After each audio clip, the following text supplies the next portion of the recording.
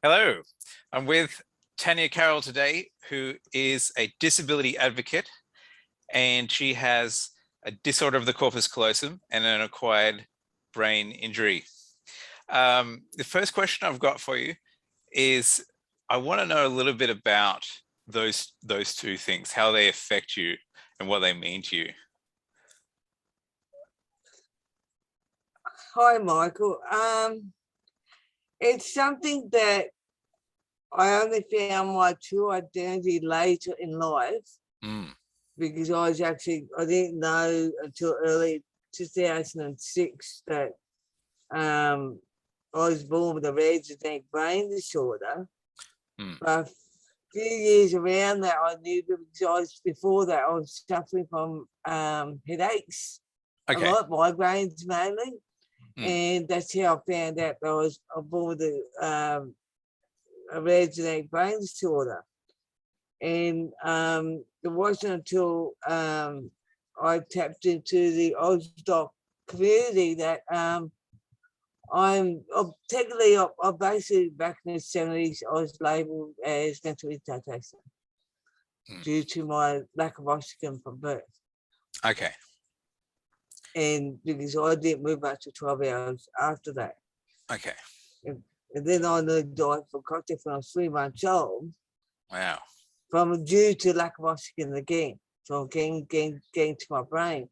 Okay. But it wasn't only the last 12 months that this disorder corpus callosum just made my not to have a lot easier to understand the stuff I had to go through while living with it. Yeah. So you had a disorder of the corpus callosum that you never knew about, and then during your birth, that was when you got the acquired brain injury. Is that sum it up? Okay. Yep. So how were you affected? Like, how would you describe yourself before you knew about your corpus callosum disorder? How would you describe the challenges that you had? It's a neurological birth defect that those like myself and other people are born with. Like there's some that don't even, they can mask their ways of doing things through life. But for me, it was something that I struggled with from a young age. Yeah. Even when because I had a lot of learning difficulties, and I'm also profoundly deaf on my left. So I had lots of things going on within my neurological birth defect. But the struggles that I can't even put pen to paper. Yeah. Even today, it's just a struggle me to, I know that people can write things down on pen and paper just like that, but I can't. I just have to take myself time to, even the basic sentence, it's like, it takes me a long time to get that down. And even though I had to work hard to be who I am today. Yeah.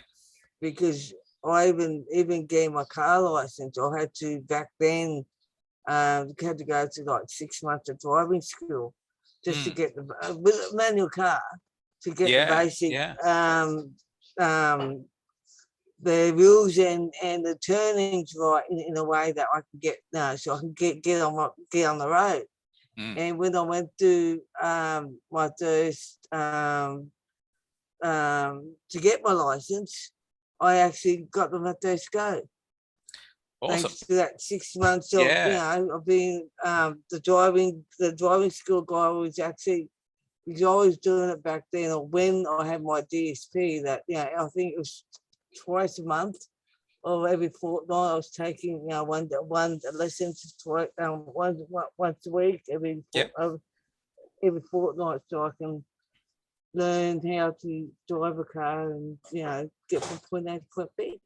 Yeah, and I think it's amazing that you've done that and that you've been able to do all of the stuff that you've been doing in your life without knowing about your corpus callosum disorder and without having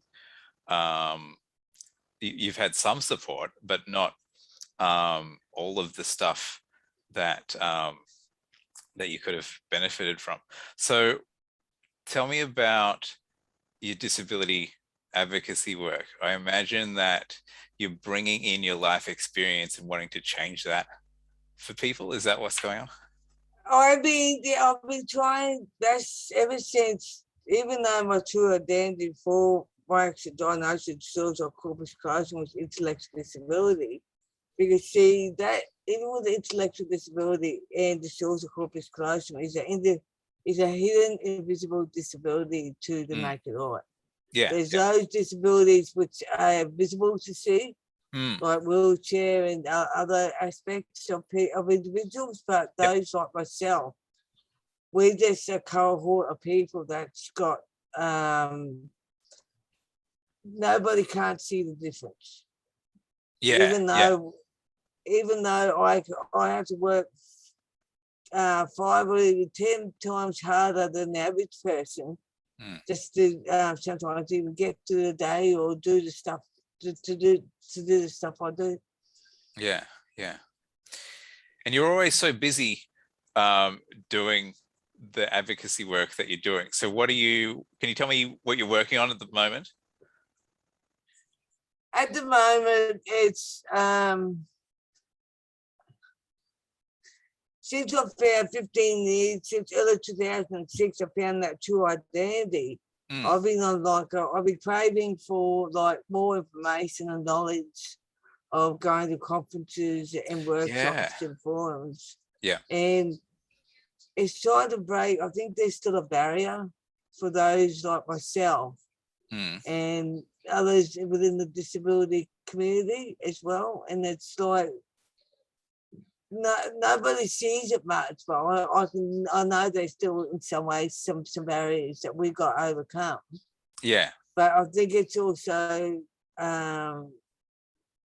the attitude of society and the government departments need to change their ways, how they approach those with a hidden and invisible disability. Yeah, I think invisible disability is one of those things where you can find yourself not being judged until you disclose. And then the other thing is like you can't get the support without the context that people bring in when they have a visible disability. So they don't see you in the way that is like most beneficial. I don't know, that's the way I see it.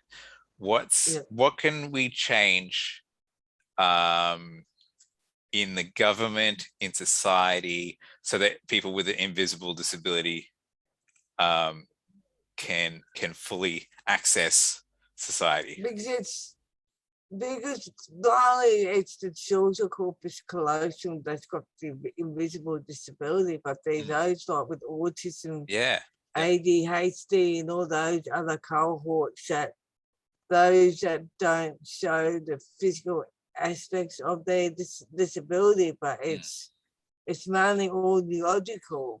And it's sometimes it's a struggle for the to what the average person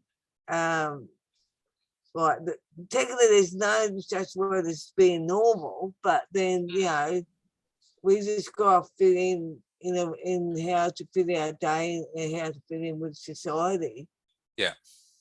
But there's still some there's still a lot of some ways negativity around it. Stay more positive, because I know for myself I can't magically work for reasons. But then I'll be the mother of 3-year-old kids. That's work in general. But the work that the government talks about, the federal government and the state government talks about, I can't do that type of work. But then my advocacy work, when I go to workshops or mainly conferences and get contacts and stuff like that, that's work within itself. That's in my time and how I can do it. But there's some people that can't do that type of thing. No. And I think the way we define work disenfranchises disabled people and women when we talk about caring for kids is not part of what we consider work, which is ridiculous. And then we have very strict rules about how workplaces function that excludes disabled people and what they can do. And I think one of the things that we've seen recently that's sort of brought this to the forefront is people working from home because of COVID-19 lockdowns and that sort of stuff. And this is that's one of the things that I think of when I think of like what many people in various disability communities want in terms of being able to go to work, is like the flexibility, the working from home, all this sort of stuff. And then all of a sudden, all this stuff that we couldn't do, we now can, because like the general society, because able-bodied people are affected all of a sudden. And then we've seen all this change overnight, and they're trying to change it back.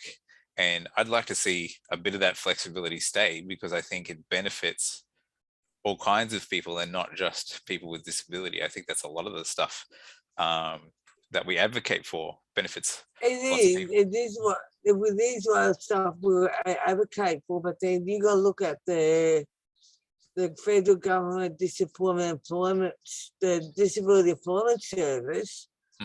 They actually there is programs out there for people with disability to work, but then they're not actually giving those people with disability the right hourly rates. Yeah, there's some of those that working like $2.30 or $3 an hour. Yeah, that's ridiculous that they can get away with it just because they have a disability. That's it's crazy. It's not right. It is crazy. No, it's not right. It's a discrimination not only against the person who's doing that work, but then it all falls back to the level of capacity of the individual person as well. Because there's different levels of capacity with a neurological birth defect, which they might not understand the meaning of not only the work, but the sort of the payment rates or the pays and stuff like that. And that's another thing that society, I don't think, get a grip of or understanding about those things. Yeah, I think, but we're exploiting people that if they don't understand that sort of stuff. Everyone should be at least getting a minimum wage, and it should be the same whether they have a disability or not. What can we do about this? What's going on in that space? Well, apparently I heard the other day, because I'm part of another different organisations, and I've been in a peer group with the People with Disabilities Australia every fortnight, Tuesday afternoon. Apparently one of the people that spoke about it, I think he's wheelchair bound, but for him just to get out of the house, he went to, I can't remember what business it was in Sydney. They went to this business house to see if he could do some work there. And more or less because he was in a wheelchair, they didn't want to employ him. But because he more or less said, I don't care if I get paid or anything, you don't pay me. I just want to get out of the house and do something different to interact with different people and just do something. And apparently this place in Sydney, it happened, I think it happened a while back. They actually made him a ramp to get to and from where he has to go in this workplace. And that's something that, like, there's not many even buildings within this country or other communities are also not disability accessible to those who need that type of stuff either. Yeah, absolutely. So I think what I've heard about accessible spaces is they're often not designed by the people that are going to be using them. So they might look accessible, but it's just the little like user-friendly components, not just the right width of doors and ramps and grades and things, but like actually accessing different like amenities at that, you know, the right level, and there's so many different things that you don't think about unless you're actually the community that it's designed for, but they're not designing it for those people because they're not having those people contribute. They're not letting, you know, that co-design element to a lot of this No, accessibility stuff happen. no, no. So we need more of that. We need more co-designing of accessibility, whether it's like ramps or anything in workplaces and society and school and all that sort of stuff. Yeah. I just So even noticed my old the here in Tully, our Catholic St. Clair's school. Like even though even I went there as a child, as a kid, they had sort of like they did have like accessible area at one end of the school. But apparently with COVID and stuff, they changed the school around last year. And they took out the grade 1 and 2 rooms. Okay. And they actually put a ramp, a long ramp, because apparently they had to keep their part of the original school because that's like a because the school got built back in the 1920s, that other part of the school is still usable, but they actually got lifts now in the school where the sick bay used to be. I'm like, well, you know, whichever it was.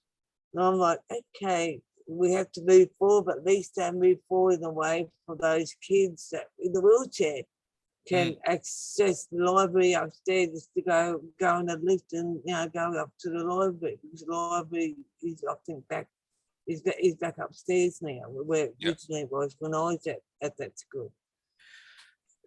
Can you tell me a bit more about what your experiences in school were like?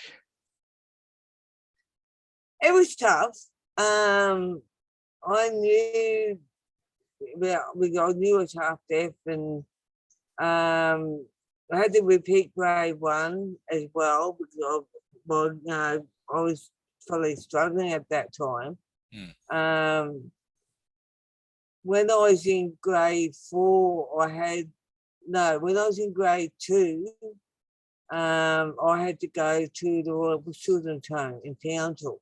I did a long stint down there. I think it's because of the long distance from here to Townsville, because I actually stayed down there I did go to school, went to medical appointments. Even that experience back then was scary at first, because they actually put me for a couple of days to I can't remember if it's that year or the A4 year. I think it's because I went there twice. One in 82, long stint in 82, and a short stint in 84. I could be in 82 even, or 84. I actually had to go to a special school in Townsville at West End. Yeah. And that freaked me out. I'm like, what the fuck? You know, like that what was freaky about it? What was different? Because there was other children there with different challenges. Because I was coming from a normal school, like an everyday kid's school, but when I went to this special school in Townsville, I see other people with challenges in the wheelchairs, and I just felt out of place. I just could not really understand why, like, even though I was only there for 2 days, but I said to the matron at the Basura Times, I do not want to go back there. On the 3rd day when I was supposed to go, I just said, I put my foot down and I said, I do not want to go back there. I just felt so out of place. Because even back then, I did not know the extent of my acquired neurological birth defect or my intellectual disability back then. It just blew me out. I'm wondering if you ever felt out of place in the mainstream school though, as well. No, Okay. because they look like me. Yeah. Okay. I see what The you only, see, I look like every other, normal person. Yeah. Even when I went to the Belgian Garden State School, I think it was, I look like everybody else Yeah. and stuff. Yeah. Because the Belgian Garden State School, I think, had a room, a classroom for some of those that went to the bush children's home. And like, we were in the same classroom and that. So it wasn't, I didn't mind it. The only thing is, as I was doing my school, in my younger years through my school, I more or less was a tomboy. But it was when I got to my high school years that everything changed. Okay. And I got bullied a lot and all that stuff. Okay. And that Yeah. was 5 years of, So that was when it was hard for you. Because I was gonna say, like, it's interesting the way that you've described it. I think a lot of people with corpus callosum disorders feel like they don't necessarily fit in a mainstream setting, but they also don't fit in other settings like a special school setting. And there's a lot of like different opinions, to be sure, but there's a lot of people wanting access to mainstream settings with support so that they can like navigate the mainstream school setting. I think that's the general trend at the I moment. think really, even in my going to the Catholic school and going to the state high school, the Tully State High School, I didn't get really much support at all, except for when I was at the high school in grades 9 and 10, I think it was. I was put in like kids that were in that have struggling with their schoolwork, had to go learn how to palm trees and plant the palm trees, and so 2 days a week on a Tuesday and Thursday afternoon. Okay. Well, I didn't mind it at the start, but then I like, what's the point of me learning about palm trees and different trees and planting palm trees when I might not even take that on as a job as I get older, because I know there's a lot of those shelter workshops or nurseries that do have different people at different levels of disabilities doing just that, doing having planting certain trees and like palm trees or flowers, at a garden centre down south. And that's like blew me out when I seen that when I was at one of my conferences in Melbourne. I was taken to one of these places, and that like, okay, yeah, not me.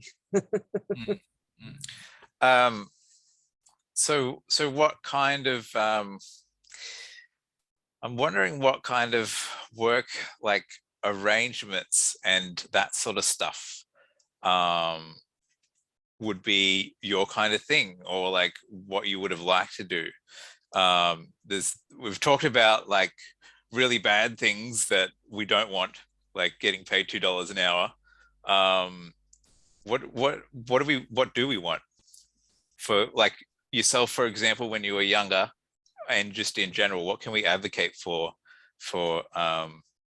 accessible workplaces and this sort of stuff? I think I think we don't get the respect that we deserve, really.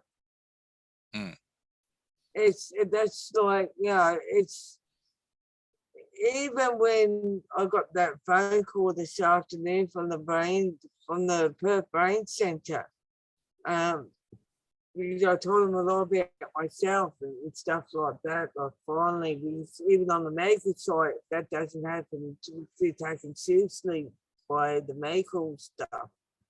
But the Perth Brain Centre actually, I'm a unique person with what I'm dealing with, but then only certain cohort of people would listen to those like myself. But then you've got those other people that ignore you, and not only ignore you, but we treat it as a problem within society when we're really not a problem if they just give us a go. Yeah.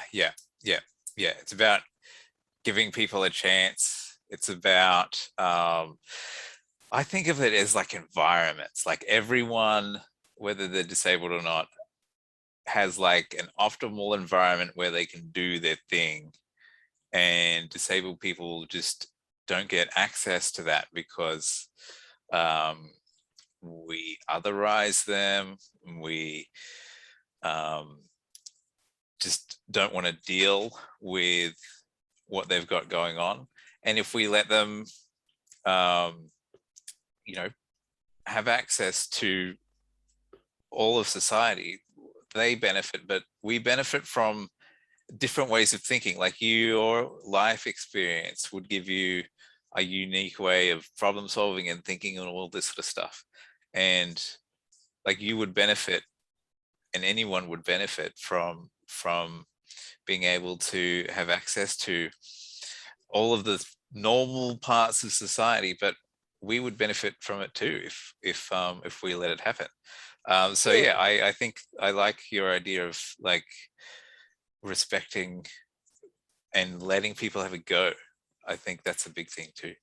It's also up to the individual person themselves, because for me, like, I thought when I left school, I thought I could do like a normal job, but then really, I knew in some ways I couldn't, but then I end up getting having children and getting married, and that was a job within itself. Yeah.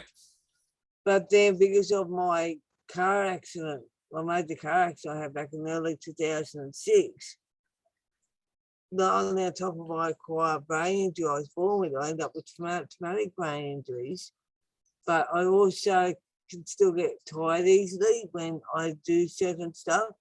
Okay. If I know where my boundaries are, but sometimes I can push my boundaries without thinking a little bit too far. Yeah. And I could make myself fatigued for the rest of the afternoon or for the rest of the day. Yeah. And you do so much as well, so I can imagine that you've got this personality that wants to do so much, so you do. I can imagine you pushing yourself.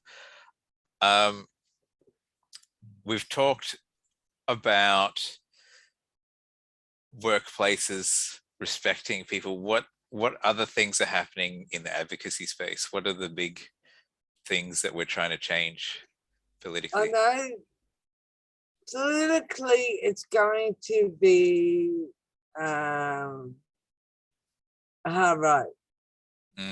Because you already got those federal and state members who's been in there for godly how long, and they've already had their mindsets the way people with disability should be.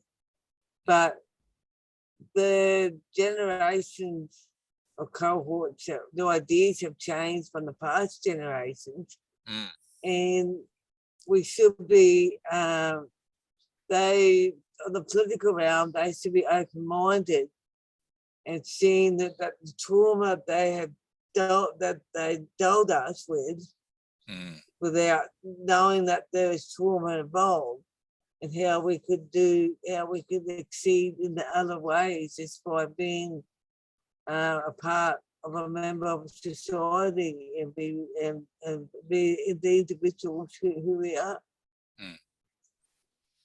And what can ordinary people do? That's always a big thing. Like, most people aren't politicians that aren't going to change their mind. What can everyday people do in their everyday lives to make disabled people's lives better? Oh, hang on. Now you put my thinking cap on. Because in some ways, some average normal person would not probably have a contact with a person with disability. or they might not even have a, some form of contact with someone with a disability in their life. And there's those who have, and it's just hard to that'd be like not a challenge, but it'd be like the understanding of the how, because we majority of us with disability, even though yes, there's 200 of all sorts of disabilities within Australia. Some are recognised, some are not. Yeah. And that's something that some of the recognisable ones do have that backup and guidance and support around them. But then there's those like myself and others who never really had that support or guidance around us. And so we have to figure our own way of trying to be as much a part of a society and fitting in the normal, well, nothing's normal, but in the normal realm of being who we are. Yeah.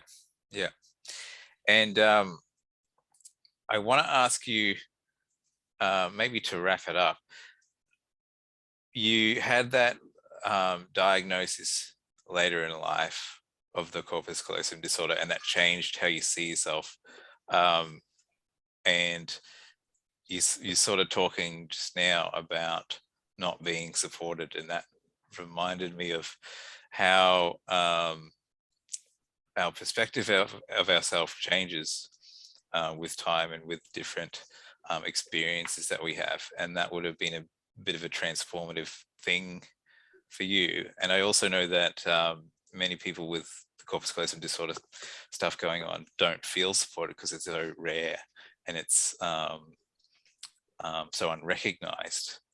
What was that experience for you, and what's happening in the future, do you think, for you and how you see yourself? I'm hoping to up my game in a way of putting myself out there, because I used to put myself on the mantelpiece trying to be the average mother with family, do the normal stuff. But then when I understand on my true identity in a way that I had to pull myself back and say, hang on, I can't, there's no word just as normal or average, because we can only do what we can. But it's to also to make the community and the society in general to understand that some do have some cover themselves with a mask of how they do things. Then there's those at the level which I am, that I can do so much, but then I can't do other things. It's just one of those natural things that happens in life. Yeah. I accepted it, but then some people, even family members, just can't understand it. They don't get it. And I think when you have a invisible disability, to bring it back to that, one of those first things that we were talking about, when people make judgments for what you can and can't do, there's a bit of moralizing, I think. So like, we might say that because someone doesn't want to do something, not knowing that they can't do it or whatever, we might say that they're lazy or this and that. And I think that's one of the big problems facing people with an invisible disability, is the judgments that get cast on them, that come from that mindset of, if you're not doing things the way normal is done, acknowledging that there's not a normal thing, then it's because of reasons that a normal person wouldn't do them, because they're lazy or they don't want to, or whatever. It's not Yeah. because they can't, or they do things in their own way, you know, that sort of stuff. They also can't understand how these, like, even for us to grow up in the world, like we sleep time is night time, daytime is where we do stuff, rah, rah, rah, rah. But it's not like that. People, like, even for myself, I tend to be a night owl, which I'm more comfortable doing things the early hours of the night. You know, that way I can think better and I can, you know, do things, you know, on the internet and stuff like that. But then you got depending on what that other people that I even know one in Melbourne, he got ADHD, and sometimes he used to go to bed at the normal person, like, you know, at night and do stuff during the day. But apparently that's changed at the moment. He sleeps during the day and he's awake at night, and like, Yeah. okay, because we were like last night I was 4 hours talking to him on the internet, like, okay, like, to find a bit more about this person. Like, he's got, like, he hasn't been properly diagnosed with it, maybe when he was a young child, but then he's got ADHD now. For me to understand the way he does things, that's him. That's the way he does things in his life. Yeah. And the next person will be different again. And it's just we have to do things in the way our coping the way we fit into the life of gender ways. I think that's a great note to end on. Learning how people operate, giving them a chance to do things the way they do them. I know that you're doing a lot of stuff in the advocacy space, so I would love to have another chat with you down the track, have a catch up, get some updates on what's happening in disability advocacy, explore a little bit more politics stuff, but I will leave it. I love politics too. Like today when I found out about someone, the New South Wales Premier fell on her sword, I thought, yay! You know, yeah, that's another story. I've only just found out about that, so I've got to have a read of the latest on that one. But always great to talk to you, and we're definitely going to do this again. Thank you. Yes.